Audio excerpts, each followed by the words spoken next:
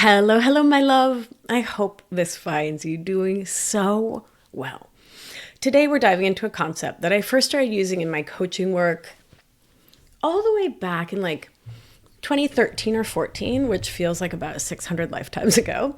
And that is relationship magical realism. So I first fell in love with the concept of magical realism, like the classic kind, in undergrad at Oberlin, where I studied Latin American studies and spent an inordinate amount of time obsessing over the works of Gabriel Garcia Marquez, Isabel Allende, and all the writers who wove the fantastical into the mundane as if it were the most natural thing in the world, which I think it is. But really, I think this love was inevitable. I am, after all, a Latina from South America, so magical realism isn't just a literary genre to me. It's something in my bones, in my blood. It's the way I was raised, the way stories were told around me, the way life itself feels when you grow up in a culture where the veil between the possible and the impossible is just a little thinner. And as it turns out, this way of seeing the world, the blending of the real, as it were, and the imagined, has a funny way of showing up in the way we think about relationships, too. Which brings us to today's topic, relationship magical realism. This phrase first came to me so many years ago, when I was working with people who are struggling to reconcile the relationships they had with the relationships they wished they had. And let me tell you, my love, that gap, it's where so much suffering lives. It's the place where emotional outsourcing, our codependent, perfectionist, and people-pleasing habits thrive. Where we gaslight ourselves into believing that maybe, if we just say the right words, if we're patient enough, if we love them hard enough, this person will finally see our worth, meet our needs, and love us the way we long to be loved. And I get it. Just like in those novelas where the impossible happens in the middle of the everyday, our brains craft narratives to make the unbearable feel survivable. It's Remedios, the beauty in 100 Years of Solitude, drinking hot cocoa and levitating, untouched by the weight of reality. It's Clara in the House of the Spirits, moving through life with one foot in the spirit world, believing that knowing the future will somehow protect her from it. It's Tita in Like Water for Chocolate, pouring all her unspoken longing into a dish so powerful it makes those who eat it weep, as if love itself could be conjured through sheer will and little time in the kitchen. The human nervous system is wired for connection, for safety and belonging. And when we grow up in dynamics where love was inconsistent, unconditional, immature, or required us to contort ourselves to receive it, our minds and bodies learn to explain away that inconsistency, to believe in the magic rather than face the truth. Just like the characters in these stories move through a world where the extraordinary is just part of the air they breathe, we convince ourselves that if we just love hard enough, wait long enough, sacrifice enough, the impossible might finally become real. Today, we're going to break that down. What relationship magical realism is, how it plays out in our nervous system's thoughts and behaviors, the cost of staying in this fantasy, and how to start seeing relationships for what they are, not just what we wish they could be. And before we dive in, this way of blending the real, as it were, and the imagined, it isn't always a bad thing. It's also how we dream, create, and find meaning. It's how we hold on to hope, how we weave resilience out of struggle. And when the same habit, tendency, way of relating to life gets applied to relationships. When we rewrite reality not as an act of creativity, but as a way to avoid pain, it can keep us painfully, deeply, deeply stuck. So, grab a cup of tea, or better yet, fantastical hot cocoa. Snuggle up with a cozy blanket. Take me on your daily walk. Let's get into it. So, let's start with the term itself. What is relationship magical realism? If you've ever read Gabriela Garcia Marquez, Isabel Allende, you know that magical realism is a world where ghosts give advice over breakfast. Lovers weep so profoundly that their tears flood entire towns, and people levitate mid-conversation, but no one bats an eye. The extraordinary is woven into the ordinary, and reality bends just enough to make the impossible feel not only plausible, but inevitable. Now, take that concept and apply it to relationships. Just like in those novels where the fantastical feels ordinary, we do the same in our relationships, turning what is deeply unlikely into something that we can believe is inevitable. And this isn't just some random quirk of human nature. Our brains are wired for predictability just as much as they're wired for connection. If someone's love is inconsistent, if they pull close and then push away, if their words and their actions don't match, our brains scramble to make sense of it. Instead of sitting with the raw discomfort of not knowing where we stand, we fill in the gaps. We create explanations that smooth over the contradictions, just like magical realism takes what most of us would believe is impossible and make it feel natural, quotidian, mundane even. Relationship magical realism is what happens when we convince ourselves that something wildly unlikely will happen in a relationship, despite all evidence to the contrary. It's when we tell ourselves a love story that exists in potential rather than reality. A story where transformation is always just right around the corner, where if we just love harder, wait longer, or explain ourselves better, the other person will finally see, change, and love us the way we long to be loved. It's believing that a partner who's never been emotionally available will suddenly become attuned and affectionate if we just find the right approach. It's thinking that someone who's always dismissed our feelings will one day wake up and cherish our emotional depth.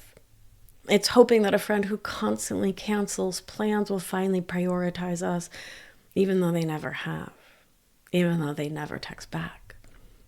It's assuming that a family member who has never respected our boundaries will magically start doing so if we can just explain it better. It's a survival strategy where the onus is on us. And of course, it's unwitting and subconscious for most of us most of the time. It's a way our nervous system shields us from the unbearable grief of acknowledging certain realities. Because facing that truth, realizing that someone may never give us the love, care, reciprocity, mutuality, interdependent relating we deserve, it can feel like too much to bear. And my love, that grief, that grief is so real. So let's talk about why we do this.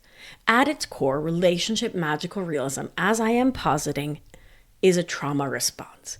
And note, if you're new to the show, hi, I don't call everything a trauma response. I'm way too steeped in actually understanding the science of the nervous system and of trauma to most things aren't a trauma response, but I do believe this kind of magical realism really can be. It's a product of emotional outsourcing, of fawning, of a nervous system that learned to prioritize keeping the connection over keeping the capital S self. Because here's the thing, when we're young ones, our nervous systems are like little sponges, absorbing what love feels like in our earliest relationships. And if love felt like inconsistency, emotional unavailability, walking on eggshells, then our brains, in their attempt to make sense of that pain, will weave stories to justify it. Well, they're really stressed right now. They do love me. They do. They tell me all the time, oh, I love you the most, but they just don't know how to show it, If I'm patient, if I'm quiet, if I'm good, if I'm whatever it is they tell me they want me to be, they'll change. Oh, I just need to be less needy and they'll stay. Well, it hurts, but they're doing the best they can. And these narratives, they don't just live in our minds, they live in our bodies. When we're faced with someone's emotional distance or neglect, our nervous systems light up like code red danger. But instead of letting ourselves feel that rejection, especially when we're young, we rationalize. We rewrite reality into something that feels safer, or we dissociate. Listen, this habit isn't just wishful thinking. It's something deeper, something wired into how we process relating. It's not just habit, it's neuroscience. Our brains have something called confirmation bias, which means we look for evidence that supports the story we want to believe, and we filter out the rest. If someone shows us inconsistent love, we latch onto the one time they came through, the one deep conversation, the one moment of tenderness, and we tell ourselves, see, they care. Meanwhile, we ignore the 10 times they didn't show up, didn't listen, didn't choose us. We ignore the 10 times we had hurt feelings. And the more we do this, the deeper we dig into the illusion, reinforcing our own false hope instead of facing the truth that's right in front of us. Because admitting that someone won't love us the way we long to be loved, that can feel unbearable. So what happens when we live inside this fantasy? Well, 1, we stay in relationships that don't serve us. When we believe the fantasy over the reality, we keep investing in relationships that deplete us. We keep waiting for the moment when they'll finally change, instead of accepting the data right in front of us. 2, we blame ourselves for other people's failings. So we tell ourselves that if only we were different, if only we could find the perfect way to love them, then they would show up the way we need. And that is a recipe for self-abandonment. And we talk about that in depth in episodes 163 and 164. 3, we delay our own healing. So when we're stuck in relationship magical realism, we aren't really present in the relationship. We're in a fictionalized version of it.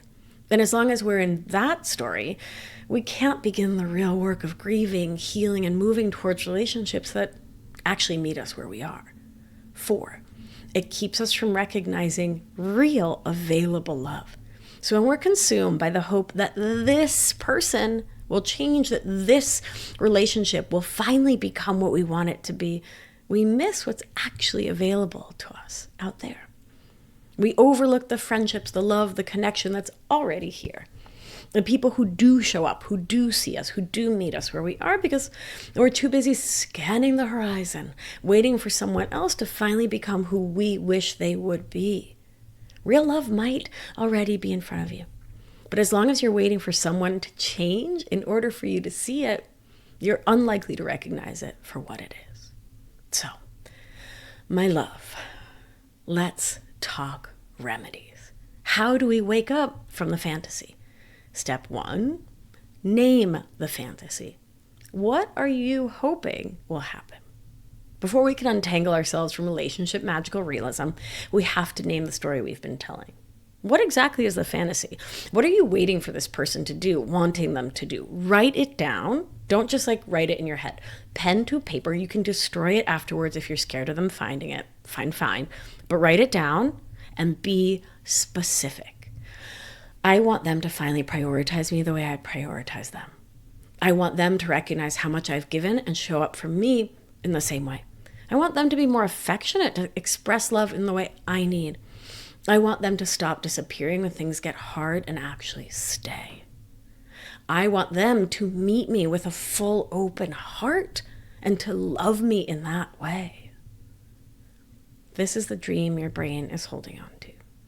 It makes sense. Your nervous system is wired for connection. Of course you want to feel safe, reciprocal, fulfilling.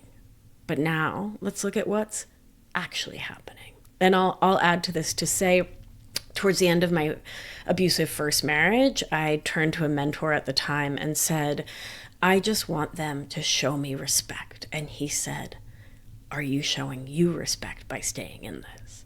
I mean, full dagger to the heart, but homeboy had a point, right? I wasn't. So I'll do another whole show on that, right? But it's a really interesting way to see what you actually want for yourself, to get curious about what you want them to give you. Okay. Step 2, before I go way astray, because I could go on that. Step 2, gather the data. What has this person actually done? Not what you hope they'll do, not what they could do if they finally realize your worth and value, but what they have consistently shown you through their actions. Do they consistently show up for you, or do they cancel, withdraw, or flake? Have they respected your limits, your boundaries, or do they push back, ignore, or dismiss them? Do they meet your emotional needs, or do you feel chronically unseen, unheard, or unimportant? Do they honor your emotional labor, your invisible household labor, or is the weight of everything constantly and chronically on you? Patterns tell the real story. And when you put pen to paper, you give yourself the gift of clarity. Something relationship magical realism works hard to blur. Step 3, notice your nervous system response. What happens in your body when you start to see the truth? Take a breath. Scan for sensations. Does your chest tighten? Does your stomach drop? Do you feel a wave of sadness, panic, or anger? That is your nervous system beginning to process the reality that the fantasy is not coming true. And it's painful and it's real. Instead of pushing those feelings away, I'd like to invite you to meet yourself with compassion. You are grieving something you deeply wanted, and that grief deserves space.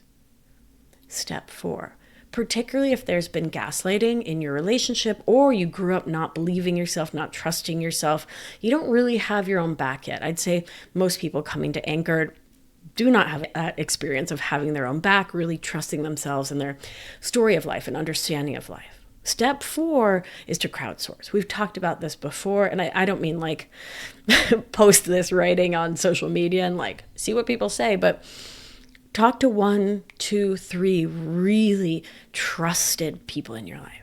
So this could be your best friends. This could be a therapist, a counselor, a coach, a sibling, someone who really, really has your back, and get their input. So when I was in that pretty awful marriage, I was being gaslit so intensely to believe that I was the 100% full problem, which no one's ever the full problem. But I believed it hook, line, and sinker because they were such a careful, thoughtful manipulator. And so my therapist at the time recommended that I literally write down the literal words they literally said, and like run those by a friend. So I would talk to my friend Andrea, who's a trauma therapist, and I would like go over what they said and did. And she would give me her open, honest, real opinion. And that's part of what helped me. Like she named it as abuse first and foremost. And that's what helped me to start moving out of it. So if you're having trouble believing your own writing, your own thinking, your own narration, bring someone in to support you. Yeah, and that can be, but just make sure that it's someone that you trust, because it's really important, right? As we're learning to have our own backs.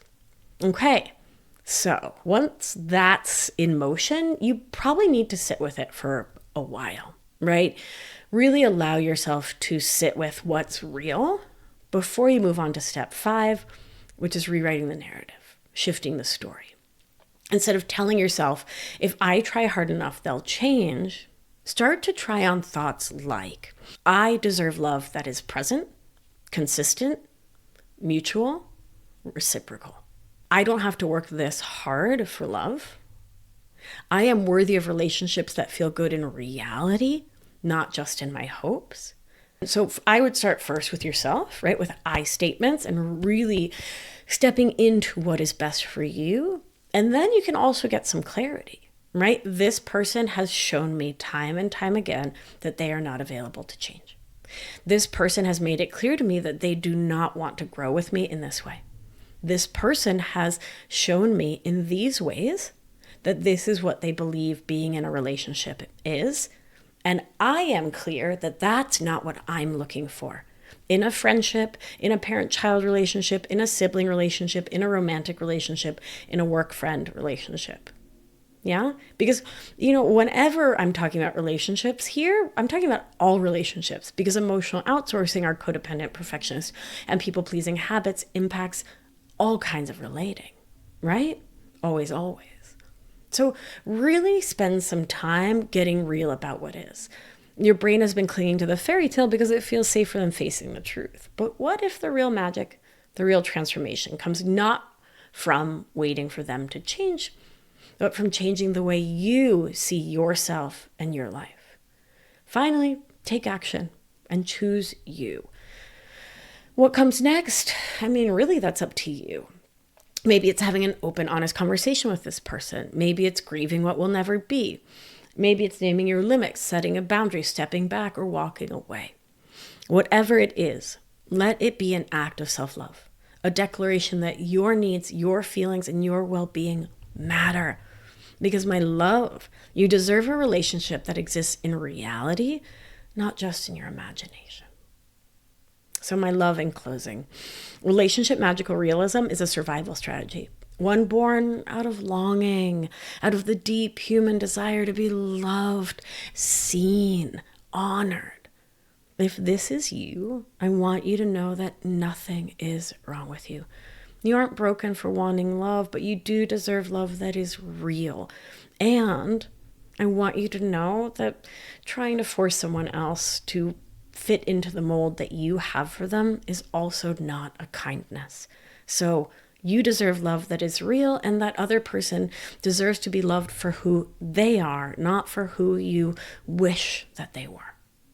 If this is a pattern you're ready to shift, if you want to learn how to regulate your nervous system, to stop outsourcing your worth to relationships that drain you, and to start truly choosing yourself, I invite you to apply for Anchored, my 6-month program where we do this deep dive work together.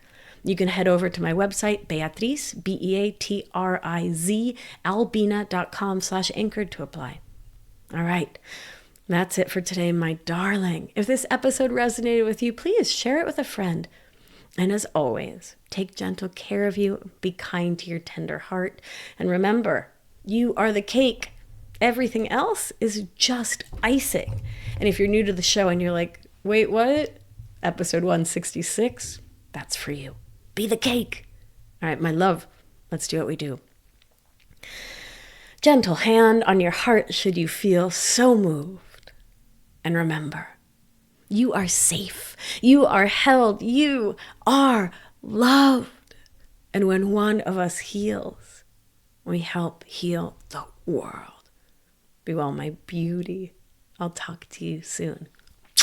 Ciao.